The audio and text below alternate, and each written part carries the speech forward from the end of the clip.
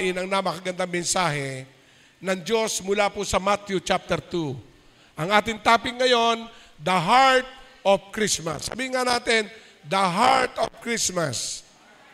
The wise men. Sa ibang translation ng wise men, it's magi. Sa ibang translation ay astrologer. Astrologer. Ang astrologer, sila po yung nagbabasa ng mga bituin sa kalawakan. And the magi, katangian yun at sila po yung matatalinong tao. So para po sa ating common language, ang kinuha kong word na lang ay wise man. Sabihin natin, wise man. The true wise man. Basahin natin. Matthew chapter 2. May mga verses po akong lalagtawan pero for us to be clear, ang sabi po ng verse 7, nagbabatid ito, palihim na ipinatawag ni Herodes ang mga matatalinong tao. Sabihin natin, matatalinong tao. So the wise man, at inusisa kung kailan lumilitaw ang bituin. Sabihin natin, bituin.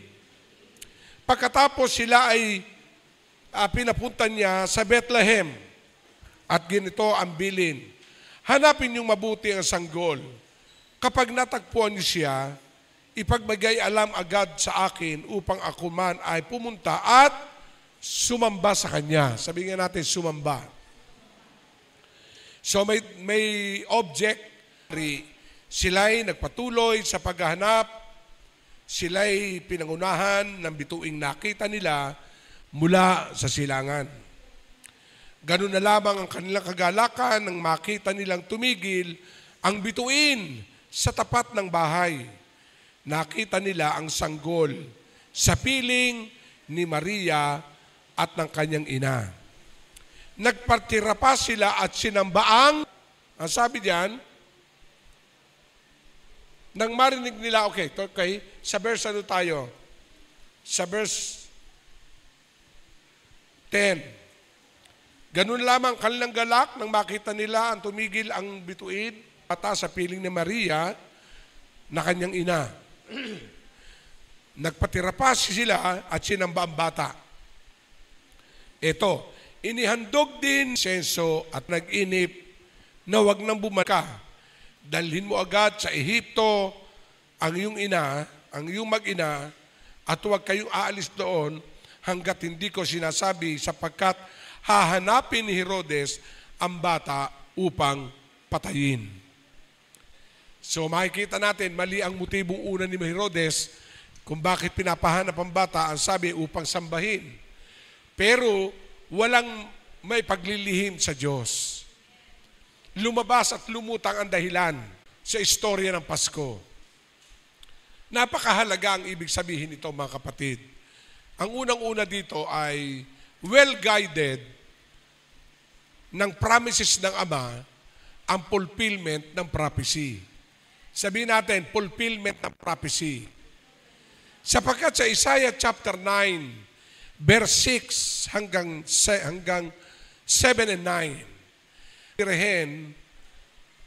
mag-aanak siya ng isang sanggol na tatawaging Emmanuel.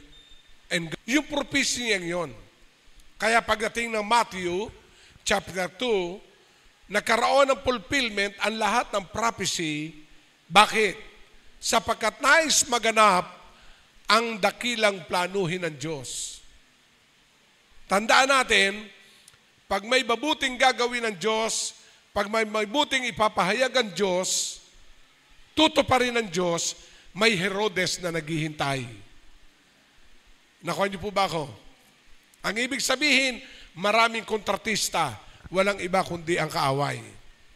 Kaya dito yung fulfillment ng prophecy, gustong pigilan. Kasi alam ni Herodes, the increasing of his government ay nakalagay sa shoulder ng bata. And during that time, si Herodes ang hari. Ayaw mapaltan. Alam niya. Kaya nung mabalitaan niya na mayroong wise man o magi, ipinatawag niya. At ang sabing ganon, ano ang hinahanap niyo? Hinahanap po namin ang sanggol sapagkat dito po napakita yung tala sa umaga o star. Ayun na, umikot ang isipan ni Herodes. Ito na yung fulfillment ng propesiya. Amen? Amen po ba? Kaya lihim na ipinatawag ni Herodes yung 3 pantas. Ang sabing ganon, pag nakita nyo, bumalik kayo sa akin upang ako'y sumamba rin. Pero sabi nga, well-guided ang fulfillment ng prophecy. Amen? Kinausap ng anghel ng Diyos ang 3 wise men na mag-iba na sila ng landas, huwag magbalik kay Herodes.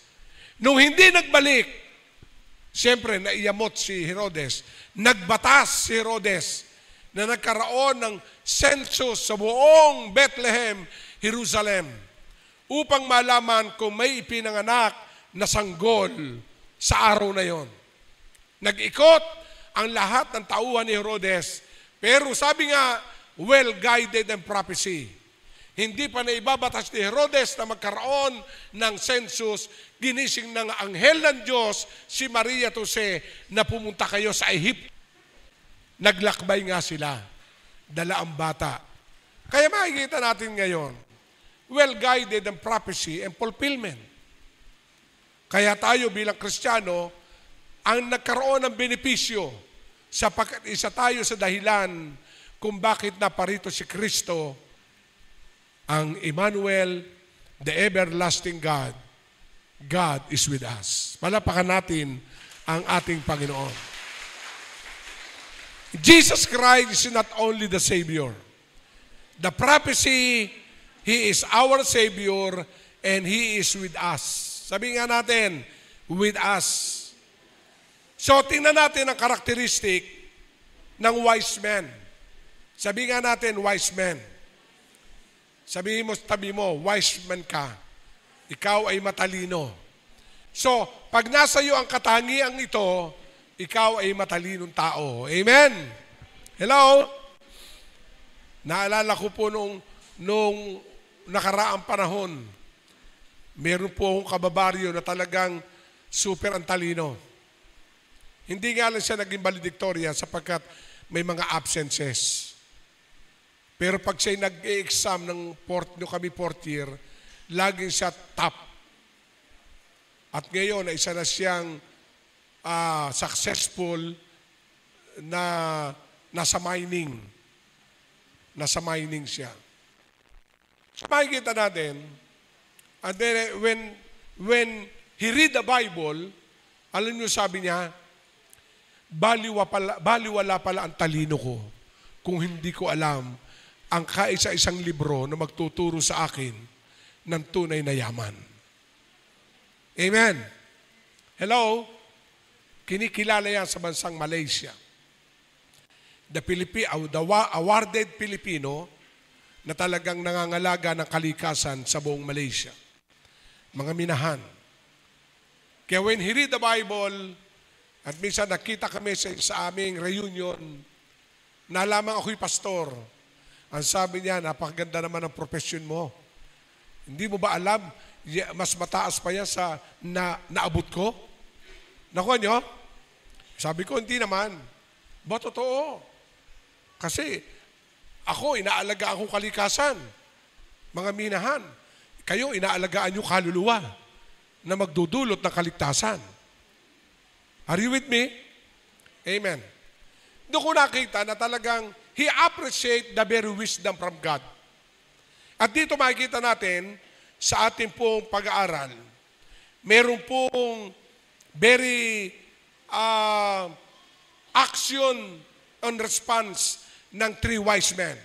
Unang-una yung word, nasaan at ang panahon pa doon. Unang karakteristik, as a wise man person, you have a seeking heart before the Lord. Seek God first. Unahin mo lagi ang Diyos. He is your number 1. Sabi mo, number 1. No, ako'y speaker po sa isang gathering. Sinabi niya, kasama ko, asawa ko, sabi ko, may number 2. Tinginan yung mga tao.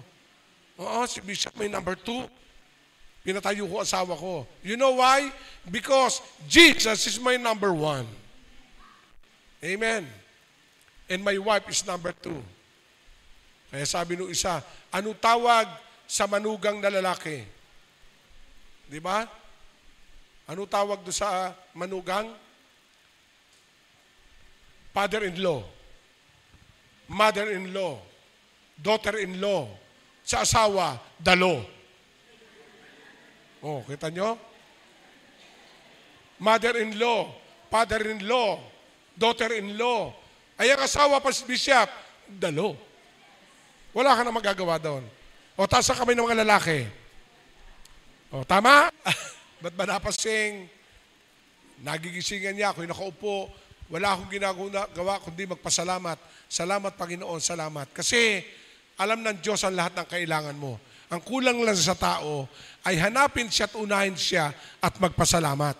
Hindi pa nangyayari ang pagpapala, pasalamatan mo na. Unahin mo lagi siya. Huwag mong ihuhuli. Right? Yung wise man niya, sabi niya, ayaw nyo nga ng electric pan, nagpalagay ako electric pan doon Sabi no, huwag malamig. Kasi meron tayong natural air condition. This coming New Year o Christmas, magkaroon kayo ng seeking heart in even every day. Bago kayo mag-celebrate ng Noche Buena, manalangin ng bawat pamilya. Hindi ko na kaya nung araw, nung kakaunti pa tayo, ay talaga iniisa-isa ko bahay. Pero ngayon sila Pastor Conrad na, ay dumadami na tayo, kaya tayo lahat ay mananalangin. May tanda lang natin yun, nasaan? Sabihin natin, nasaan? Natagpuan nila sa kanilang paghahanap, ano naging palatandaan? Star. Right? Yung tala sa umaga. Napakarami naman tala sa umaga noong panahong yon. But the astrologer, the wise man, identify what is the prophecy na meron pong talang maglalakba, meron silang talang susundan. At nung tumigil nga sa Bethlehem, ang Bethlehem, sa isang word, the place of bread. Sabihin natin, the place of bread. Kaya si Jesus, tinaguri ang the bread of life, the giver of the bread. Ang ibig sabihin, yung kalalagyan niya ay meron pong sustenance and supply pag inuna mo ang Diyos na buhay. Hindi ka mauubusan ng supply. Amen?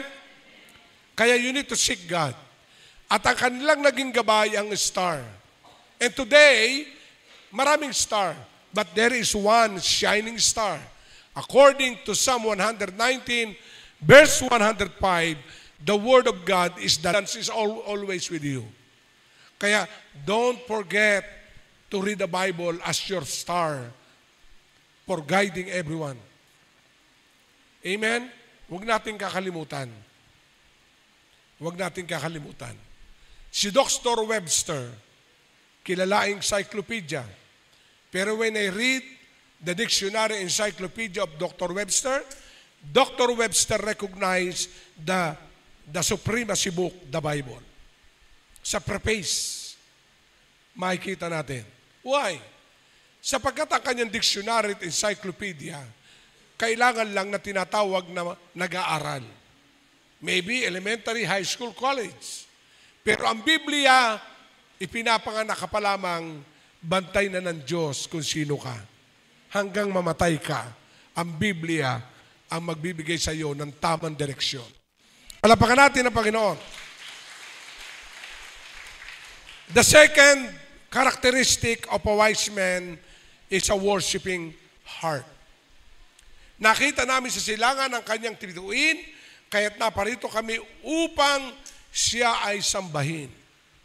Alam nyo, pag kayo pumupunta sa church, huwag nyo ilagay sa isip that the church is after the attendance.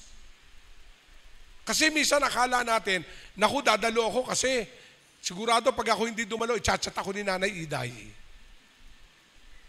Right? Huwag nating isipin, baguhin natin ang ating konsepto na kaya tayo pupunta ng church because of the seating capacity, because of your attendance. No. Why we are going to church? Because we need to worship your Creator. The one who handled our human heart is the one who made it, the Lord Jesus Christ.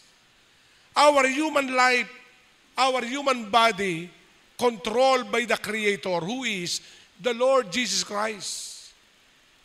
Amen?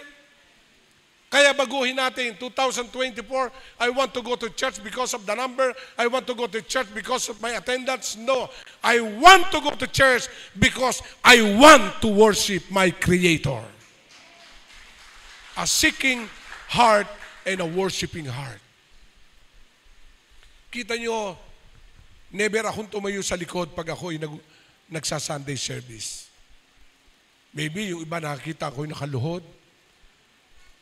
I'm not do that kind of gesture to show to the people. Because every Sunday I treasure, I worship you.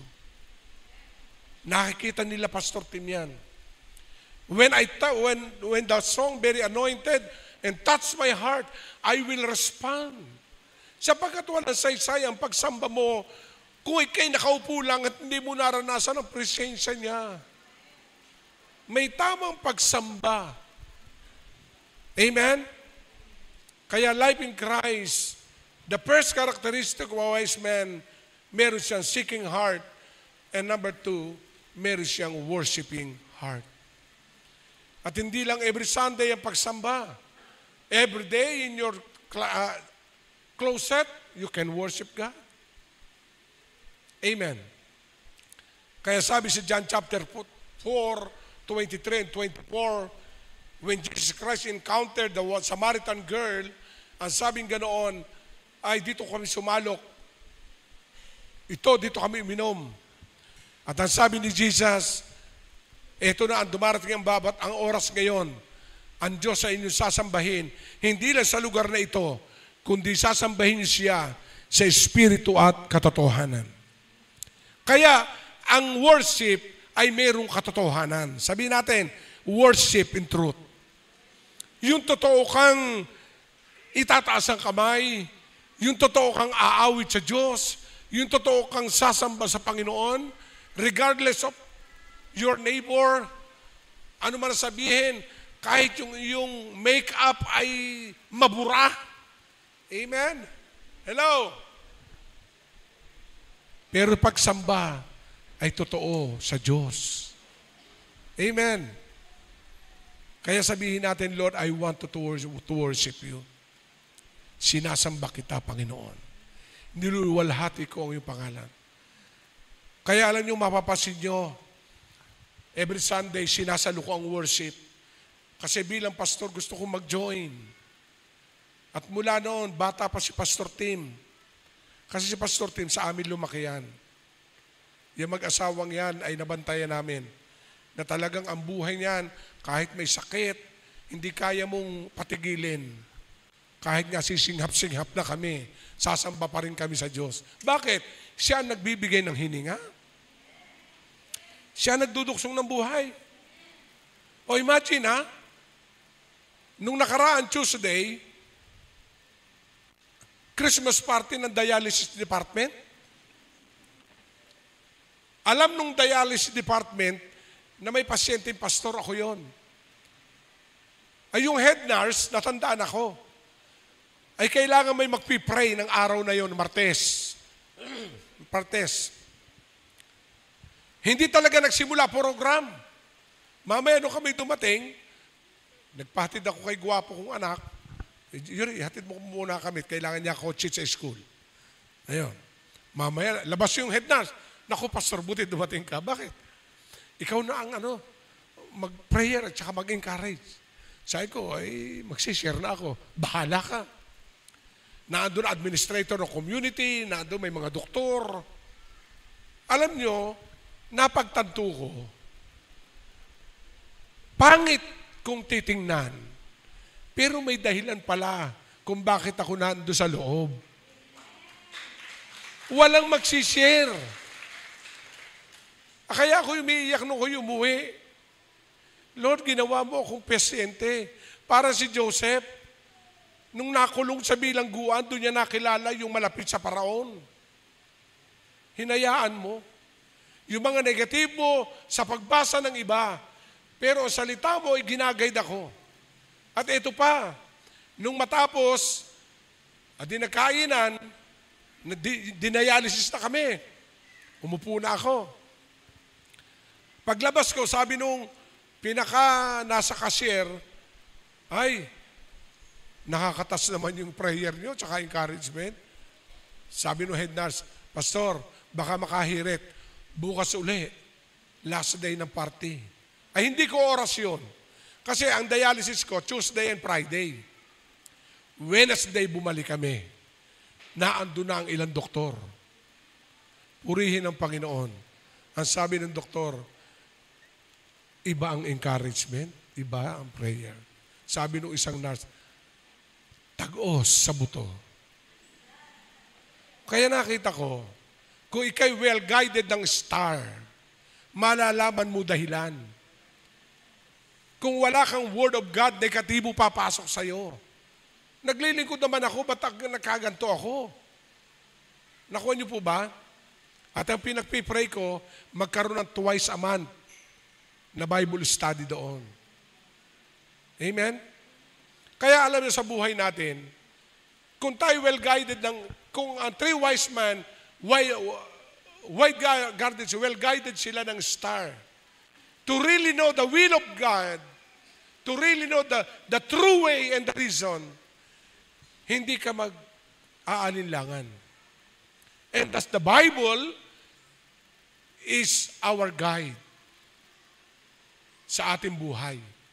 Ano man ang pinagdadaanan mo.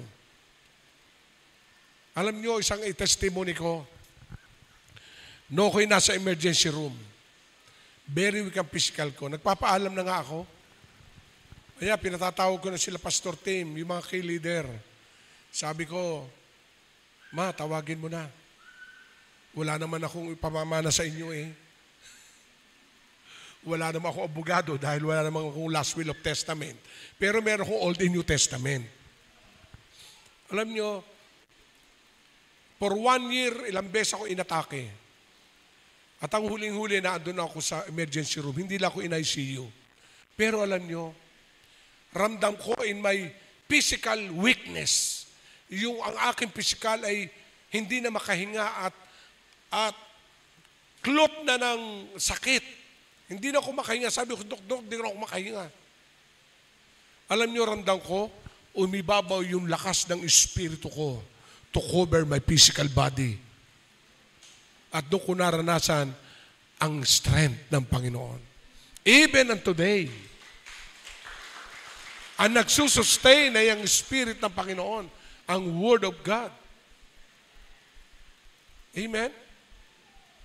Kaya anumang meron tayo ngayon, mapapatunayan mo sa bandang huli, babalik ka sa star para yun ang maging guide mo tungo sa tamang direksyon, the Word of God.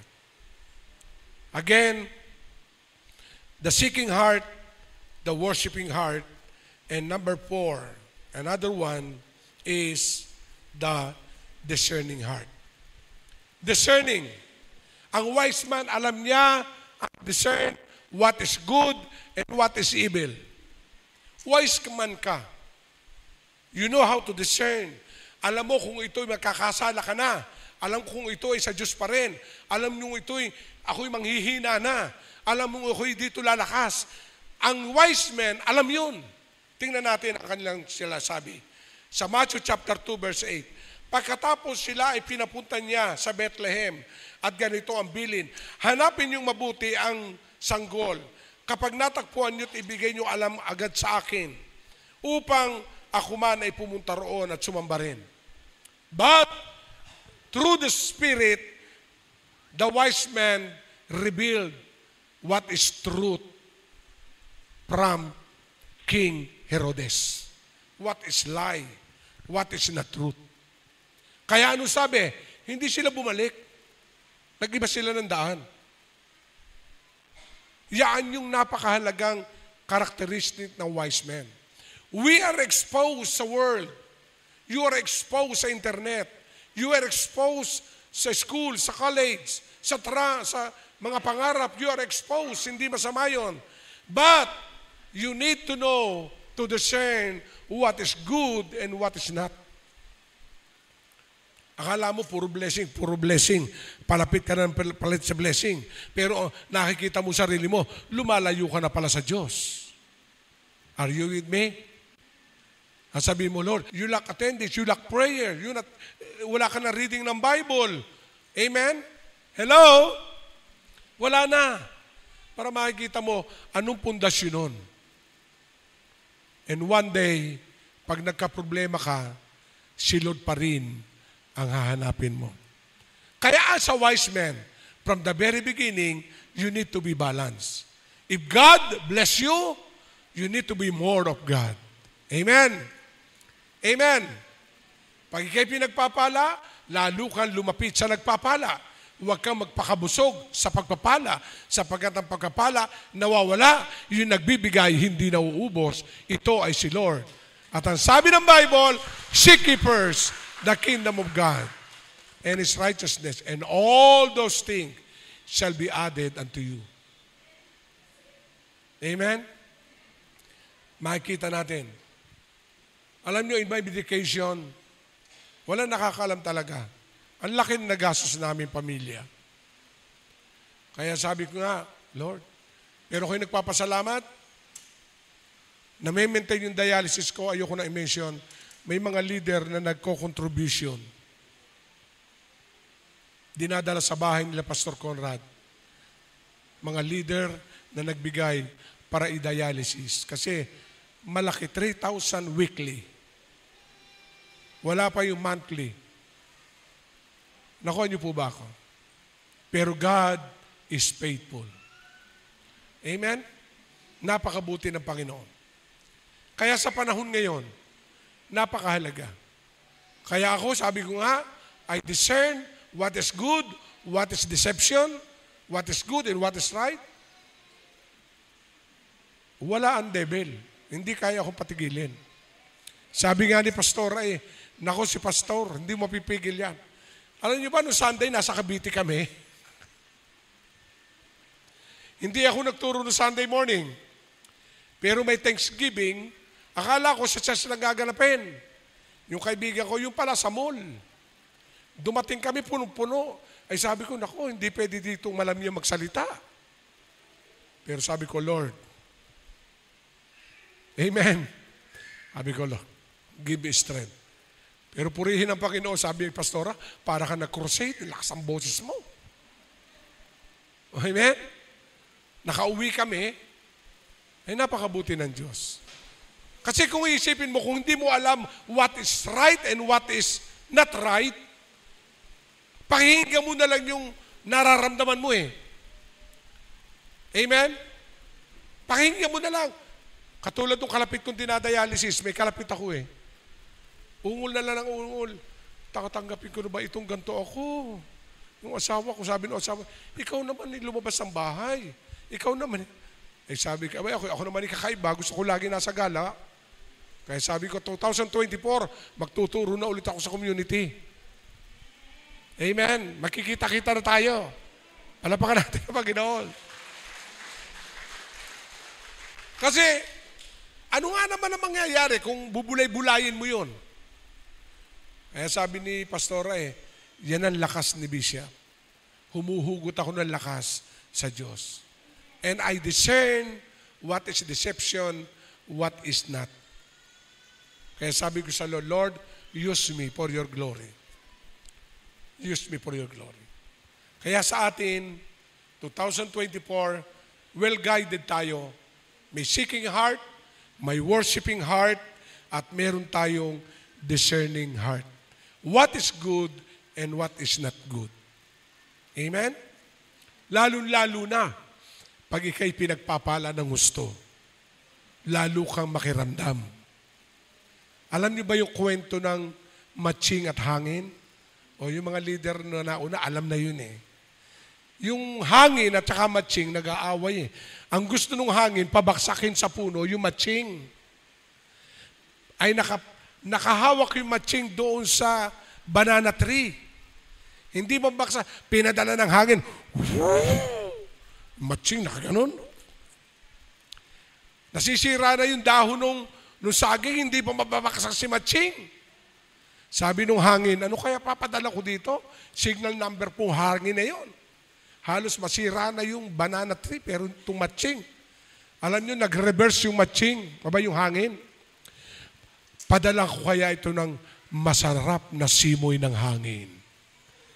Yung pagpapala. Kaya yung matching nakaganyan. Nung binabagyo, kapit na kapit, ay pinadala ng pagpapala.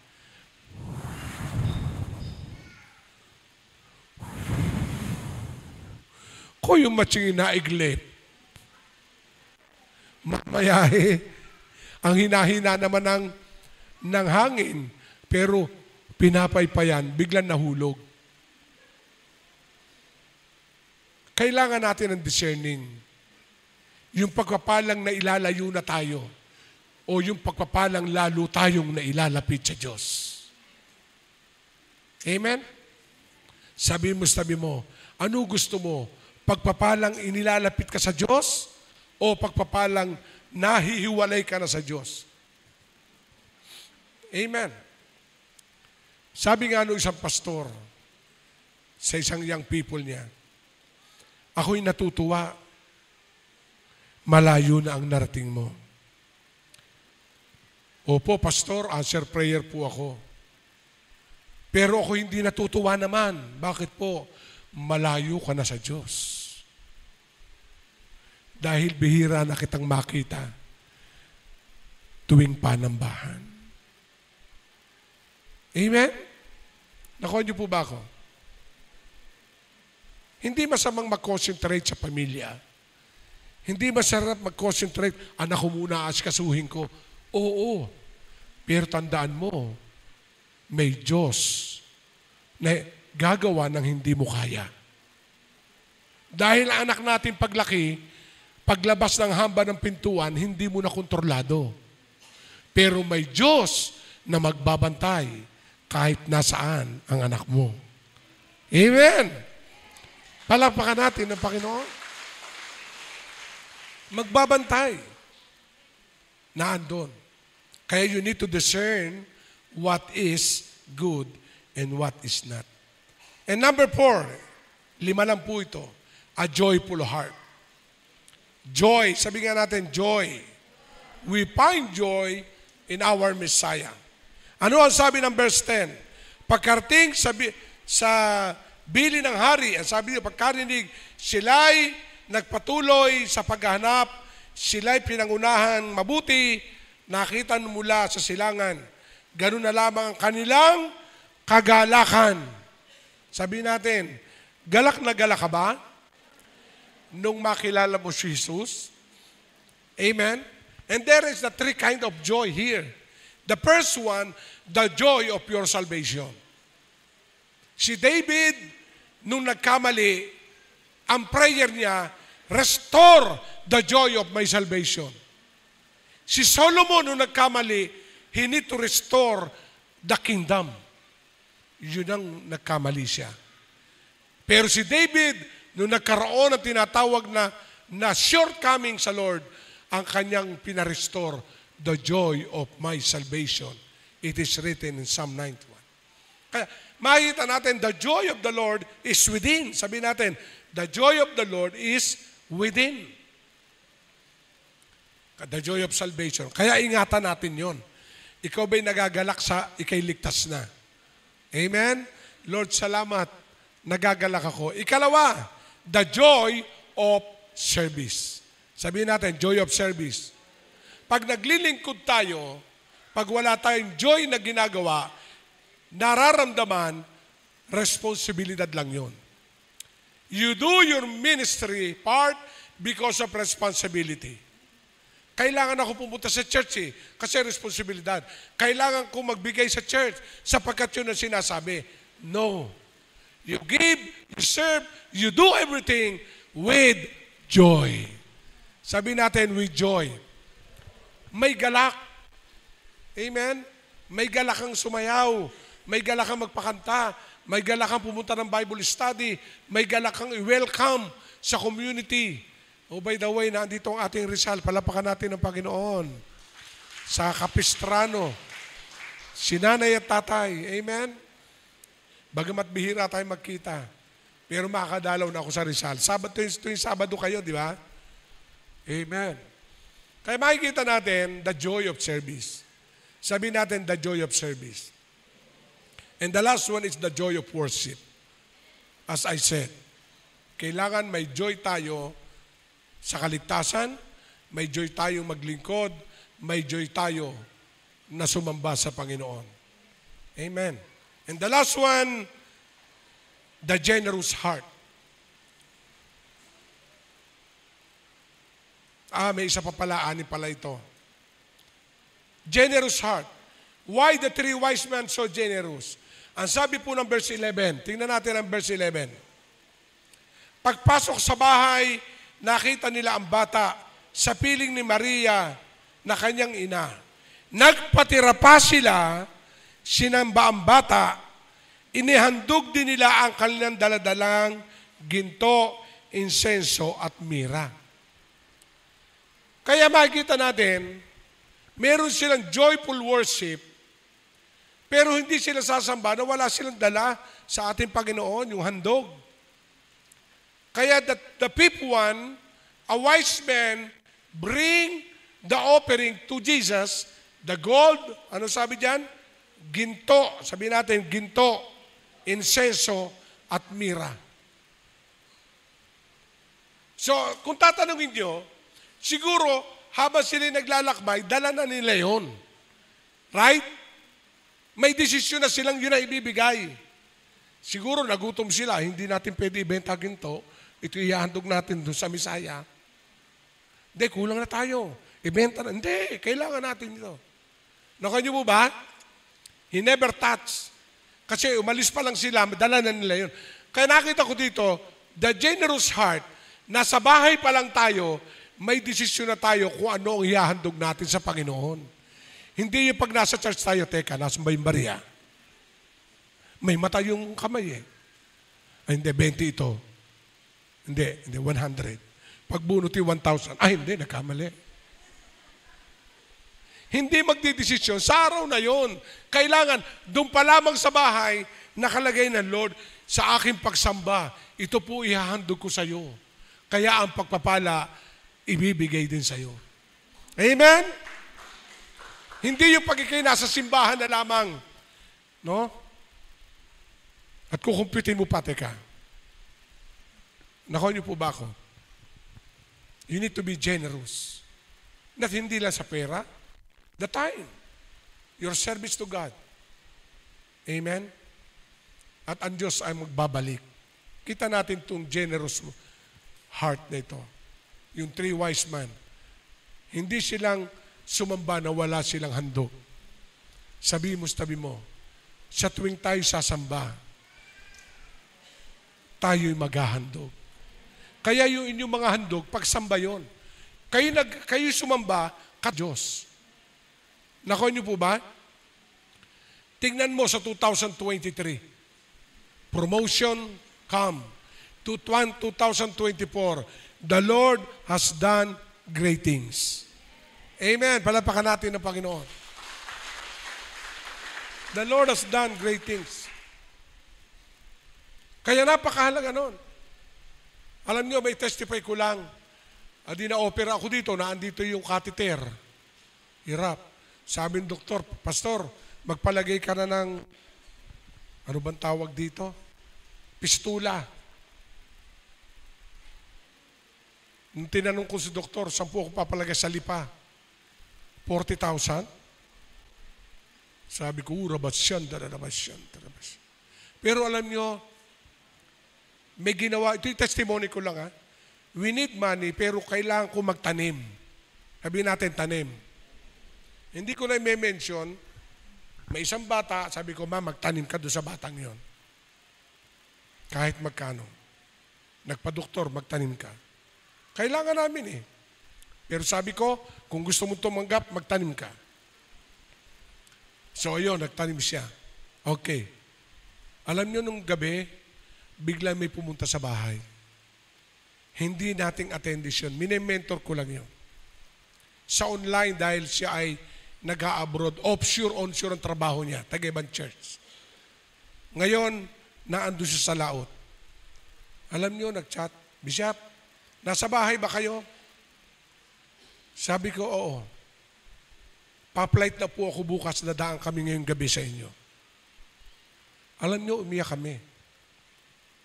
Pinag-pray ako ng mag-asawa. Pagkatapos mag-pray, nagbigay. Kung saan po maaabot nito, alam niyo, nasagot yung pang-opera ko na hindi ko alam kung paano nangyari.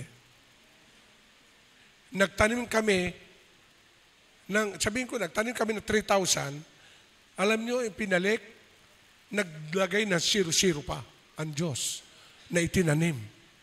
Kaya sabi ko kay Mrs., punta na tayo sa Lipa. Inopera ako, sabi pa ng doktor, ano gusto mo, tulog o gising? Dok, pag tulog, 100,000 kasi magche-check-in ka dito sa ospital. Pag gising, 40,000. Gising na lang. Alam nyo, binigyan ako ng tapang.